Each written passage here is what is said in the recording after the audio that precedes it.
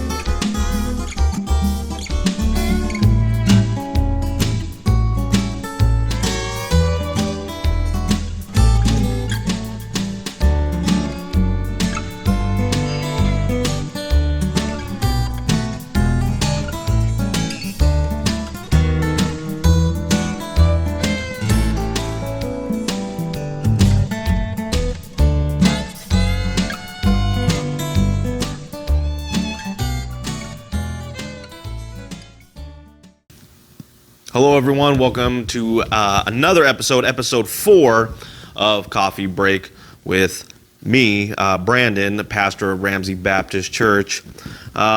This is a web series where I talk about the things that I like to talk about over, you guessed it, a cup of coffee. Still drinking Parable Coffee. It is great coffee. They got different kinds of roasts, different kind of farmers and regions and blends. And so, hey guys, check them out. You can check them out on their Facebook page or on their website. They are always at farmer markets. They are always selling stuff in store. I think I just found out that they might be selling their coffee at Hy-Vee on Marion Road, but they also have it at the Pomegranate Farmers Market, and they just keep expanding. They got great coffee. Give them a try. Go to their website and check them out. And I got my South Dakota mug. So today's topic of conversation is Bible translations. You walk into a Christian store, you walk into a Barnes & Noble, you walk into a Walmart and go to the book section, and you will find different translations. And in our culture, there's a lot of traditionalism that is behind our Christian walk. And sometimes our traditionalism determines which translations we get, which ones we're going to use, and which ones we think very little of. Some people, it doesn't matter to them. The English translation that they get, they just pick out whatever has the nicest cover, whatever they think feels nicest. People buy them for many different reasons, and they get marketed in many different ways. And so we're going to kind of discuss a little bit of our English Bibles that we have today. Why are there so many English translations? I mean, if you look at how many translations there are, there's quite a bit. Like if you go to the Christian bookstore in Sioux Falls, I think you'll find most of the main ones, but it doesn't cover all of the English translations that are out there. Depending on where you live, depends on which Christian store you have, depends on what Bible translations they will carry and sell. I remember in Colorado, there was a store called Mardel, and I think they're still there. It was owned by Hobby Lobby, the same owner of Hobby Lobby. It was kind of a sister store to Hobby Lobby, and they had a huge Bible selection, the biggest Bible selection I've seen in a store yet. And you can get just about any kind. And I mean, there's so many English translations. Even those guys, they kind of stuck with to the basics. They had a little of the amplified versions, the Good News Bible, things like that, but they kind of kept it to the basics. So the reason why there are so many Bible translations typically has to do with publishing rights. When a publisher wants to publish Christian books, they have to get the rights from whoever owns the publishing rights, the copyright laws, that we have, the copyrights to the King James Version or whatever version they want to quote from. They have to get permission to do that. And so it's easier for the publishers to come up with their own translation that they can quote freely without being charged to quote it. And so that's actually the reason why. And it has to do with money a little bit. They want to push their product at a cheaper cost to them, so they can get more funds coming in. So it makes sense for them to have their own Bible translation, market it, and sell it. And so that's what they do. And that's why you have so many. And so I want to begin kind of talking about the differences. It's not going to be an extensive comparison. That's not what it's about. I just kind of want to give you guys the highlights of Bible translations. And I'm gonna begin with the ones I prefer. The number one Bible that I prefer, translation, is the New American Standard Bible, the NASB Bible. This one's my favorite English translation Bible. This one is a kind of a calfskin leather. It's great. This is my study Bible right here, pretty much. This is where I do all my my sermon preparation is with this Bible that I hold in my hand. It's fairly new, so it hasn't been the always one. I have an older NASB one, a maroon or a burgundy leather one that is pretty heavily used. I just got this one. This one's my favorite. The translations I will be preferring are the ones that are going to attempt to have the best Greek to English translation and word for word translation. Not every Bible English translation go for that. The ones I will be talking about today go for that, and I think the NASB has done the better job. It's not perfect. There's not going to be a perfect English translation when you compare it to the Greek. There are just certain things that get lost in translation, and you really have to go to the Greek in order to really capture the real richness and meat of some of these things. I mean, we lose a lot of richness from the Greek to English translation. We really do. Simply because there's just no way to put it into English words. It's not a translation. It requires an explanation. And if you have a good pastor who likes to study Greek, when it comes to those specific texts that require a great explanation of the Greek language, they're going to do that. And so this one comes. This one's the best, I think, in my opinion. Feel free to disagree. You're not going to get a better English, Greek to English translation, and that's what I'm looking at. I'm not looking at readability. I'm not looking at how it sounds when I speak it. I'm looking for the best possible Greek to English translation. The next runner-up is the ESV. The ESV is very close to the NASB. This Bible my wife got me when I became the pastor of the first church I pastored, and so this is the one I preached out of. I did this. I originally preached out of the ESV because while in seminary, most of the students were carrying the ESV, and I like the ESV. It's like I said, it's close to it's pretty close to the NASB, and in fact, I think out of the two translations, when you're in a Bible study and you got a room with everybody reading from different translations, and you're reading your Bible and there's multiple translations in the room, you guys know how hard it is to kind of follow along if your translation is way far off. I think that the ESV and the NASB together are the closest you'll ever get of two Bible translations. And so these two make it easy to kind of go together. The ESV has a slightly better readability. It has the same motive as the NASB. Their motive is to try to get the best Greek to English translation, word for word translation as they possibly can, and that was the motive behind the translators for this one. This one's the Lockman Foundation that did this, the NASB. This is the 1995. The NASB that I have is the 1995 edition. There was also a 1977 edition, which is great too. If you can get your hands on one, those are great as well, especially when you're reading like in the Old Testament Psalms.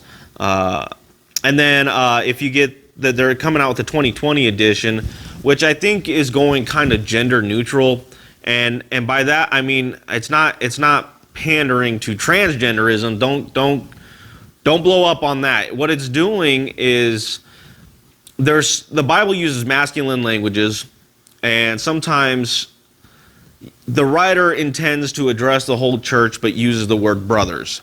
And the new 2020 may say brothers and sisters, or it may say people. It will say something that kind of includes the women as well, instead of using masculine language.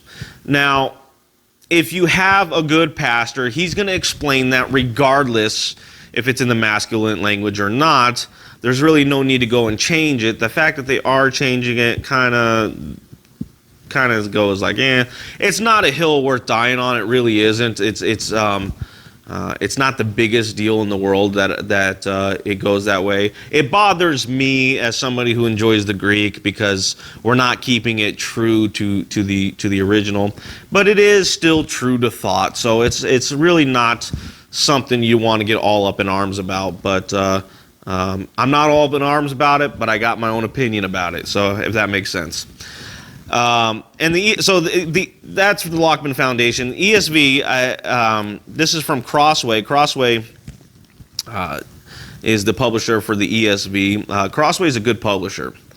The NASB was, I think, on top at one point, and then Crossway came with the ESV, and they were probably the best at marketing, and it kind of blew all the other Bibles out of the water, and it kind of sunk the NASB, and this one got the most attention, which is why everybody in seminary had it. And so I got this Bible. I wanted this Bible. My wife got it for me. I wanted this Bible because everybody in seminary was using it, and I figured more people would carry it.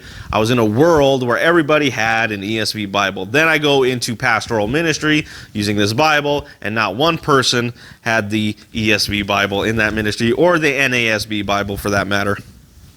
And so I realized that it really didn't matter investing into this, but I still enjoy this. This is a special gift, but still prefer the NASB over the ESV.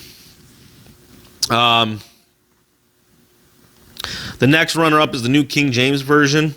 Easier to read than the King James Version. It still uses the same manuscripts and the same philosophy, I guess, sort of as the King James Version. So it makes it easy readability. This is a good one. This is one I kind of got started on, I guess, was the New King James when it came to me trying to understand it. And so I enjoy the New King James Version. It's to the best of the ability, they try to do a direct Greek to English word-for-word translation, but it was more keeping it in line with the King James Version, and to the best of the kind of trying to be in a line of legacy of the King James Version, but to make the scriptures a little bit easier to read for some people, specifically when it came to younger kids originally, and people who had a hard time with the Old English. Language does change, and the further we get away from Old English, the harder it is going to be for people to read the King James Version, and so that's why you have the New King James Version. And that brings us to the fourth one that I prefer, which is the King James Version.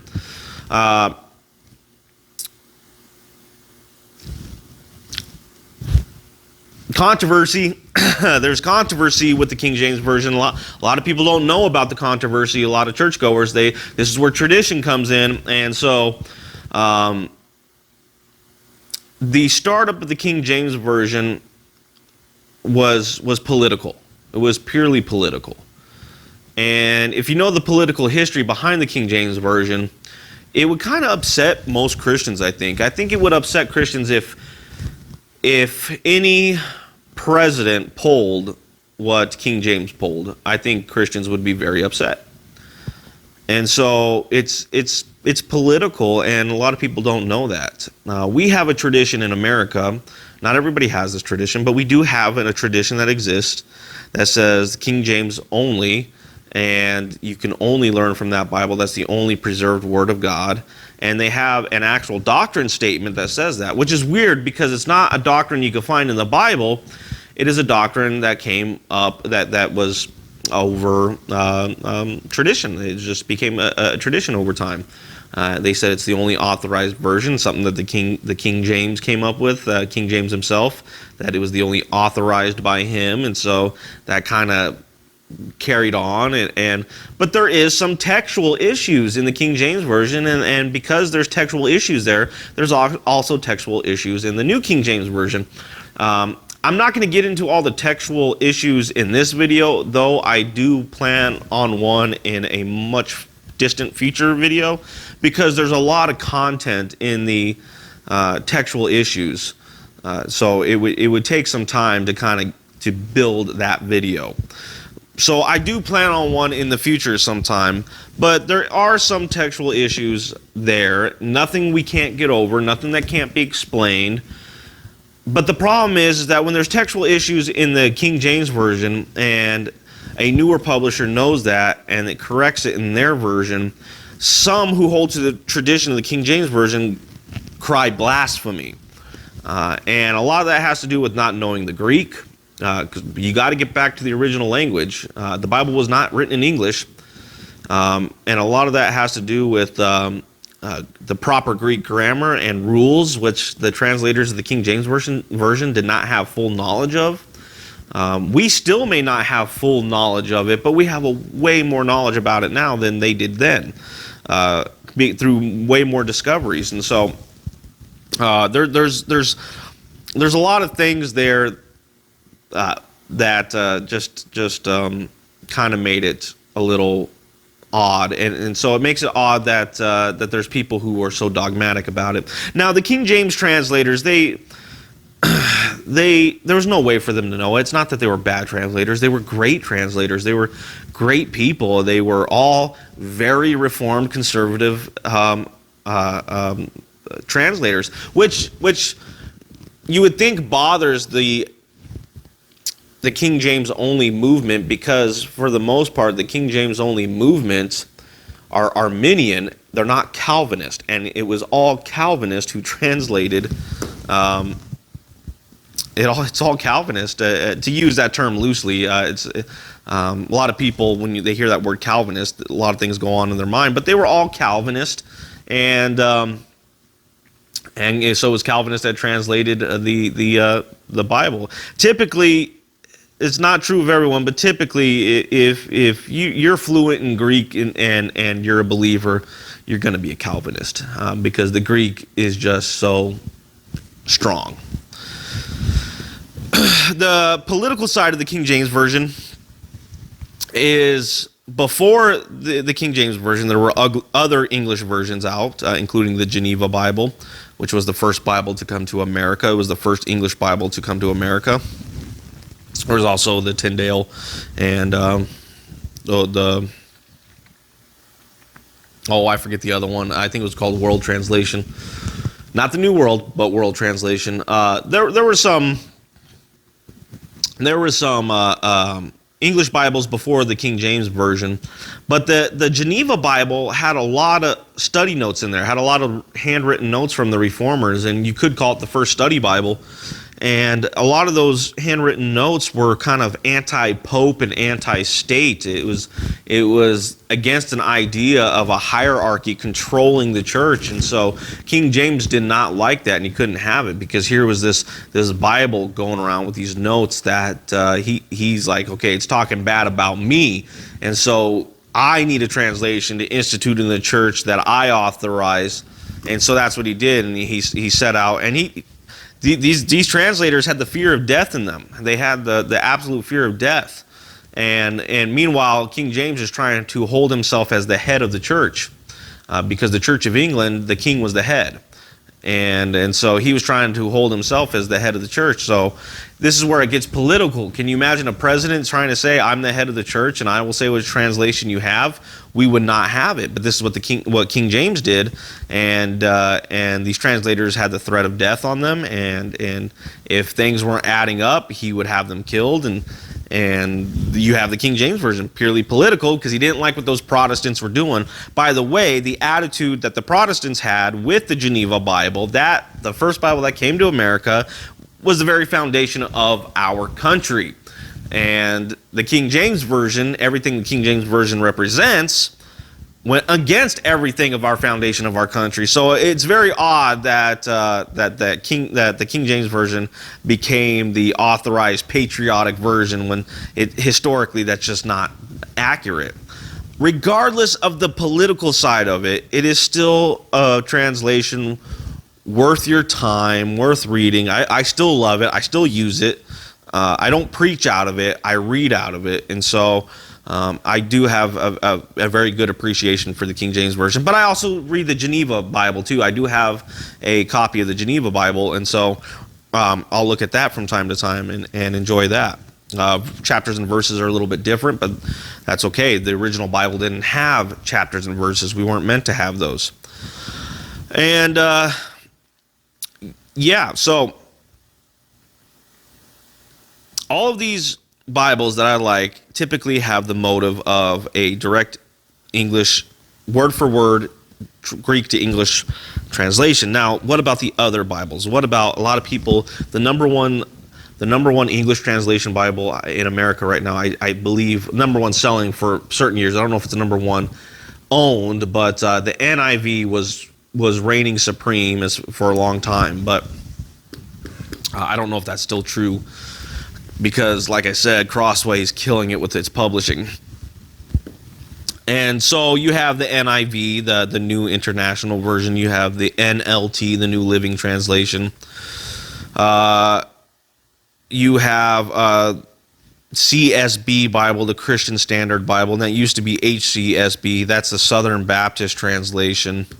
That one also attempted to do a word-for-word Greek to English translation, but I think it really fell short, so I wasn't very fond of it. I own an HCSB, a few of them. I've enjoyed it. I think their study Bible is one of the best study Bibles that were out there. But there were certain translated spots I could not look past, and it kind of bothered me. Not a big deal, but in some of the areas, it's just that when you know it just isn't right, and it's there in that translation, it gets really hard to get through. And so that is another one, but that one's out there, and there's Amplified Bibles, and then there's the Message, which I wouldn't call a Bible. It's very liberal translation. And when I say liberal, I don't mean left wing. I'm not saying that. I'm meaning that the translator behind that was very. He was very loose with the translation. He was not, his motive was not to try and get a word for word Greek to English. It was more of trying to tell a story. So when I say liberal, I don't mean left. I don't mean political. I mean that he was loose with it. And so all those other translations, the NIV, the NLT, the New Living, and I can't remember. We have so many out there. Those translations did not have the motive of word for word Greek to English, rather thought for thought. And so you'll find with those ones, sometimes you'll come to verses that are just worded so dramatically different than what you find in, say, one of these Bibles. And some people get very upset about that, and they may accuse the publisher of trying to change it. But their motive, again, it was thought for thought. And sometimes they are dead on with the thought. Where those areas where it may be kind of difficult to explain, it requires an explanation rather than a translation. Sometimes those Bibles just nail it, and sometimes they miss the mark completely. And it's just one of those things. So it becomes an area where, hey, give credit where credit's due, but critique where critique is due also. And if you have a good pastor in the pulpit, he will do that. He will bring the textual criticism up and say, or we have a textual discrepancy here. he will bring that up just so you, as a church member, as a church goer, are aware of it. And if it comes up, say like a cult comes up to you, the Mormons or the Jehovah's Witness, somebody comes up to you and say, how do you explain this? Hopefully you'd be equipped with how to explain that. That is, of course, assuming you guys are paying attention to the pastor in the pulpit. So they're not terrible. And here's the thing, guys. Just about every English translation, they're going to get the message across. And that's what's important, is that the message gets across. So I don't want to come down with a sledgehammer on some of these translations, though, as somebody who loves the word, somebody who's always studying the word and is looking at the original languages, I'm tempted to at times. We shouldn't, because what is important is the message. The message of salvation, the message of the cross, the message of who God is. And you can draw all of that out of any of the English translations. You really can. So anybody can be saved from any one of the English translations. I would be hesitant with the cult version of translation. I'm not saying all translations are acceptable, but all that you would find in a Protestant Christian store, they're gonna get the message across. And that's what's important, is getting that message across, making sure that people are receiving that message. When we get so carried away in a word for nothing, or a specific verse over a translation for no reason, we could kind of lose sight of what's important. Sometimes we can get so carried away over a good reason, and so that's why I got to be careful and explain, like, it's a balancing act. It really is. If a cult is approaching you, you're going to want to know why that discrepancy is there. But if you're focused on it, trying to prove that we should burn one of these other English translations, you're kind of wasting your time.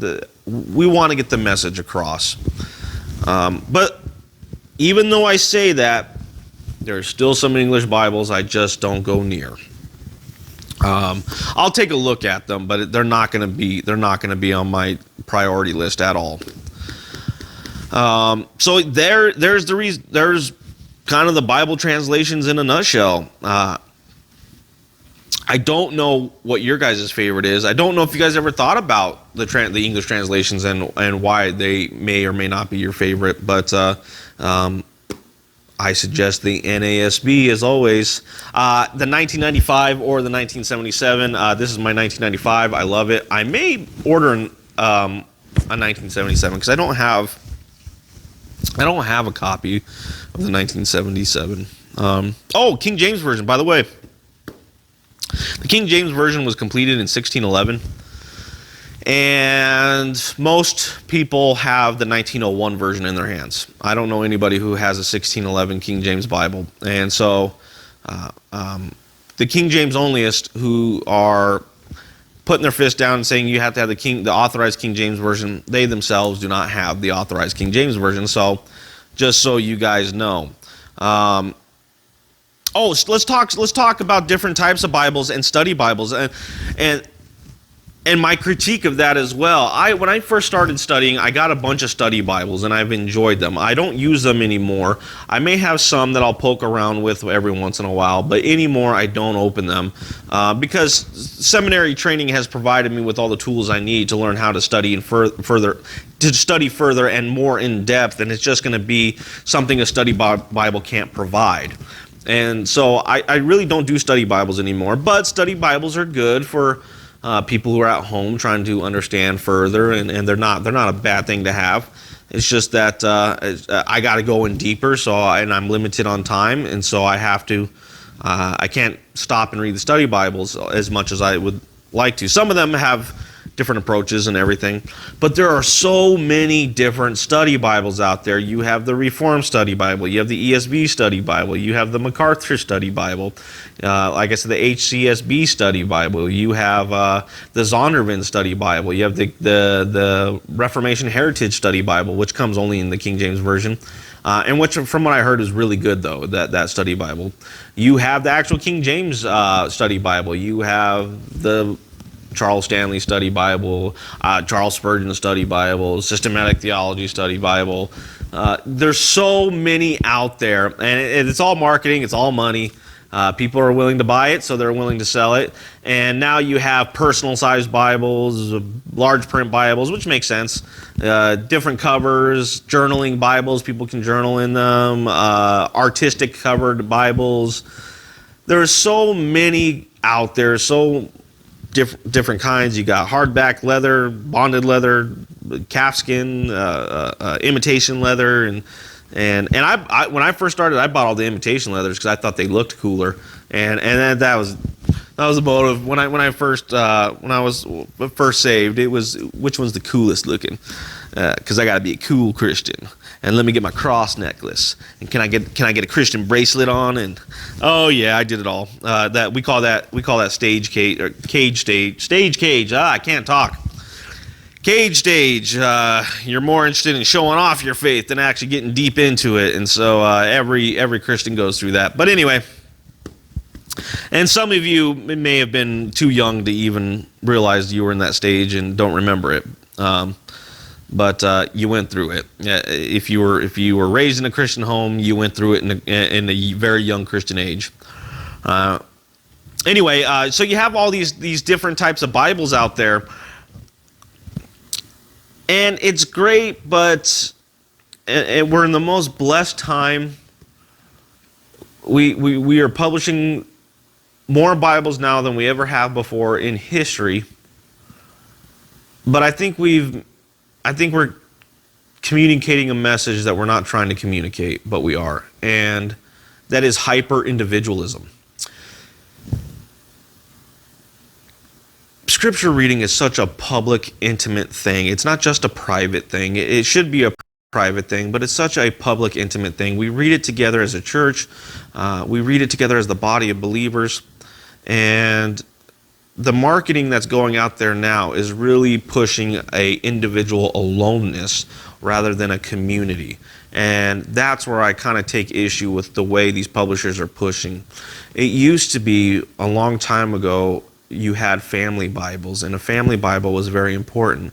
But you're losing the family Bibles more for these different journaling Bibles, personal time Bibles, personal size Bibles, things like that, things that get you alone. And so we just kind of miss that goodness of community. Just by the way, the way they market it, it affects our brain. Marketing affects the brain, period. I don't know if you guys know that, but marketing affects the brain. AT&T spent $4 billion one year in marketing. You don't put up that kind of money if it was useless. It's very useful, and it has effects on our brain, and so whether we like it or not. And we become consumers, and consumerism takes place, and we think that way, and we apply it to our Christian walk, and we can't. And so I would encourage more of a community approach to Scripture rather than a private approach. You should have private times. I'm not knocking down private time. You have to have private time. But what I am saying is that I think we've lost this important side of fellowship because we emphasize personal time so much. All right, so that wraps up my soapbox for that. I want to thank you all for tuning in and watching this episode. By the way, last week's episode, I don't know how it happened. The color was bad. The audio was not great. The lapel mic kept coming loose, and I don't know what setting I accidentally did, but when I went to go put it together and I seen the color, I was like, oh no, I can't use this. This is a terrible looking video. And I just don't have the time to re-record this all the time and then edit it all together. And so in post-production of that video, I was able to edit the colors to make them look a lot nicer. Guys, it was, and I'm going to show you an example, but it was just like, it was like a green or a blue tint. It was just very annoying to look at. And so you'll see the comparison and how I was able to correct that. But boy, I tell you, that was It was so bad looking. So if it bothered you watching last week's episode, going like, man, this looks kind of weird. It was all editing, and it was a huge improvement on what it was before. And so I hope it wasn't too bad looking for you guys, and that you made it through. And hopefully I didn't make a mistake on this video, and hopefully I'm not talking too soon, because I don't want to get this video into post-production and find out I messed this one up too. But anyway, I do apologize if that bothered anybody. Hopefully this video made it out. So that's our time for today. Hey, if you guys got any ideas on which videos you want to talk about and things you want to do, topics you're interested in, and if you're interested in having a deep biblical conversation on camera with me, hey, reach out to me. Let me know. Maybe we can put that together. And hopefully by the time this airs, this whole COVID-19 thing will be beginning to put that behind us. All right, everybody. Thank you for tuning in. You can always come and visit me Sunday at Ramsey Baptist Church. Once we open back up, that is. I'm pre-recording this, so I don't know where we're going to be at as a church by the time this releases. But hopefully we're at least on the track of getting back together. But Ramsey Baptist Church is where you can find me at, and engage in more conversation, dialogue, discussions, that kind of stuff. Take care, guys, and have a wonderful week.